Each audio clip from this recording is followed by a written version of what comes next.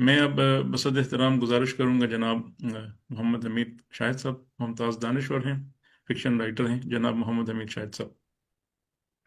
बहुत शुक्रिया शेर अली साहब और अलहम्द यूनिवर्सिटी का बहुत शुक्रिया। उन्होंने बर वक्त इसको कॉन्फ्रेंस का इनेकाद किया और इस पर गुफ्तगू कर रहे हैं। जितनी उम्दा गुफ्तगू अभी की गई, फारूक आदिल ने की है या उससे पहले राज शाह साहब ने की और उससे पहले फलस्तीनी जो हमारे एम्बेसडर हैं उन्होंने फरमाया, मेरा ख्याल है कि वो पस मंजर तो अली सारा साहब। सामने आ चुका है। तो अब ये है कि जैसे शमस शेख की जो आज की सूरत हाल है या जो आज की मीटिंग तक पहुंचने का अमल है, वो आप देखिए कि सवाल ये है कि 7 अक्टूबर 2003 के बाद से लेके अब तक गजा की पट्टी में जो कुछ हो रहा है, क्या उसे भूल के इससे इसका अगला अमल शुरू हो रहा है या उसे भी ज़हन में रखा जा रहा है? और जो कुछ वहां पे नस्ल कुशी का अमल हुआ है, और आप ये देख लें कि लगभग 1.5 लाख के करीब लोग वहां पे जख्मी हुए, इंफ्रास्ट्रक्चर वहां पे तबाह हुआ, 37,000 के करीब लोग जो है वो मारे गए, बच्चे मारे गए, औरतें मारी गई। तो क्या वो जो कत्ले आम किया गया है उसका कोई जिम्मेदार भी है, या वो भी सवाल किसी जगह पे यानी 20 पॉइंट्स जो मैं पढ़ रहा था अभी उनके जो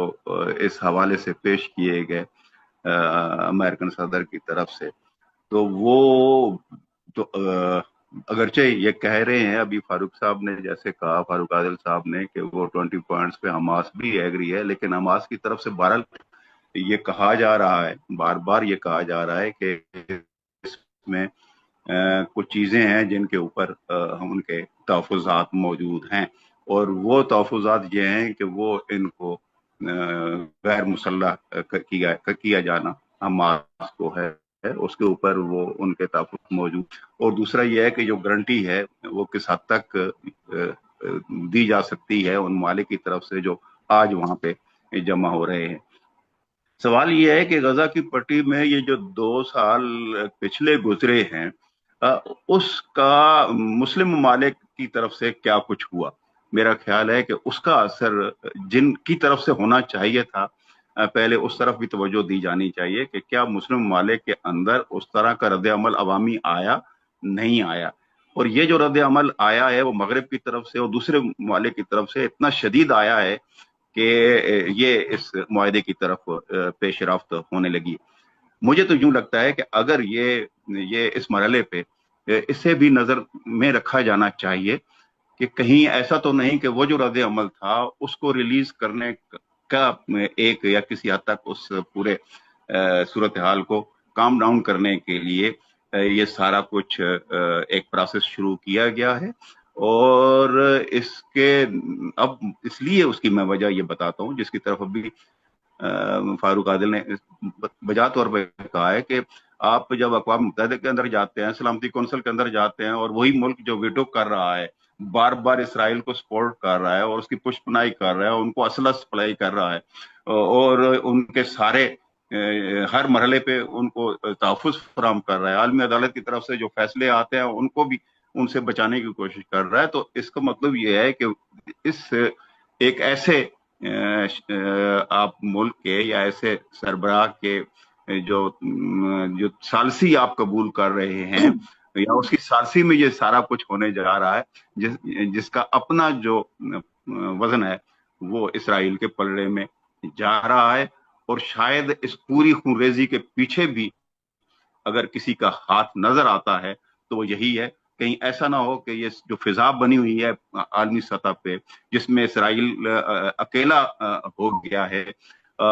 उस सारी सूरत हाल को डिफ्यूज करने के लिए, उस सारी सूरत हाल को नॉर्मलाइज करने के लिए ये प्रोसेस हो, और फिर एक सतह पे जबकि कैदी अभी आज देखें कि उनमें से कैदी इस तरफ से भी छोड़े गए हैं, उस तरफ भी छोड़े गए हैं, तो एक प्रोसेस जो है वो शुरू हो जाता है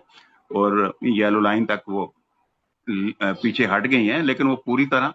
खुद आप देखें नेतन्याहू का जो बयान आया, उन्होंने कहा कि एक हद तक हम अपनी फौजों को पीछे करेंगे। उन्होंने ये नहीं कहा कि वो पूरी तरह, वो भी अपने तहफुजात का इजहार कर रहे हैं, नेतन्याहू की तरफ से भी हो रहा है इसी तरह का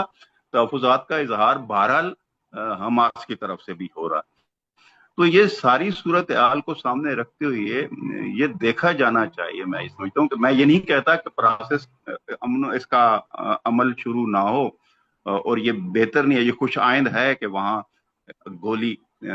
چلنا رکی ہے, وہاں پہ لوگوں کو مارا جانا رکا ہے کچھ وقت کے لیے, وہاں پہ لوگ واپس آنا شروع ہوئے ہیں اپنے گھروں کی طرف. وہ ان کے اندر ایک خوشی کی لہر جو ہے وہاں پہ دوڑی ہے. وہ جنہیں گھر بدر کیا گیا تھا وہ واپس آ رہے ہیں اور اس ملبے کے اندر اپنی وہ تعمیر کرنا انہوں نے شروع کیا ہے. لیکن یہ کیا کوئی مستقل سلسلہ ہوگا؟ یہ سب سے بنیادی سوال ہے. اور مستقل سلسلہ ہوگا تو کیا یہ کہیں کوئی اور قسم کے مفادات تو نہیں ہے جن کے تحفظ کے لیے یہ سارا کچھ ہو رہا ہے؟ یعنی جو وہاں پہ غزہ کے ری بلڈ کا جو فیصلہ ہے, کیا یہ کسی اور کو کرنا چاہیے یا مسلم ممالک کو آگے بڑھ کے کرنا چاہیے تاکہ وہ زیادہ تحفظ محسوس کریں؟ یہ وہ بنیادی سوالات. اور میں یہ سمجھتا ہوں کہ جب تک امریکہ صحیح معنوں میں ایک جسے کہتے ہیں کہ ایک غیر جانبدار رویہ نہیں اختیار کرے گا اور ان کو اسلحہ کی سپلائی جو مسلسل وہ کی جا رہی ہے اور اس کی بنیاد پہ جو طاقت کا توازن ہے وہ بگڑا ہے, اگر وہ والا سلسلہ یہ نہیں ہوتا ہے تو بہت زیادہ امید تو ہم کہتے ہیں, ہم دعا کرتے ہیں, لیکن بہت زیادہ امید بھی نہیں رکھی جانی چاہیے. اور اس سلسلے میں مسلم ممالک کو کم از کم یہ سوچنا چاہیے اور اس موقع پہ بہت زیادہ الرٹ ہونا چاہیے اور ایک دوسرے کے ساتھ زیادہ کوارڈینیشن کے ساتھ رہنا چاہیے اور آگے بڑھ کے اپنا وزن جو ہے انہیں محسوس جب تک وہ نہیں کرائیں گے تب تک میں یہ سمجھتا ہوں کہ اس کے مثبت نتائج سامنے نہیں آئیں گے. میں زیادہ تفصیل سے بات نہیں کرنا چاہتا کہ وہ میں نے آلریڈی ایک آرٹیکل تفصیل سے لکھا تھا اور وہ سامنے آ گیا, لیکن میں اس وقت کی جو صورتحال ہے اس پہ میرا تو نقطہ نظر یہی ہے. آپ کا شکریہ جی. بہت اچھا, بہت شکریہ سر جناب محمد امید شاہد صاحب. محمد امید شاہد صاحب اظہار خیال فرما رہے تھے اور اس میں اپنے اظہار خیال میں آپ جو مسلمان ممالک کا جو کردار ہے آپ اس کو یعنی وہ کوئی بہت مثبت کردار نہیں رہا ہے سارے مسئلے میں, اور مغربی ممالک میں تو احتجاج ہوا ہے, یعنی فقید المثال احتجاج ہوا ہے, اور غالباً محمد امید شاہد کے مطابق یعنی اس احتجاج ہی کا اثر ہے کہ امریکہ ایک کردار ادا کرنے کے لیے یعنی سامنے آیا ہے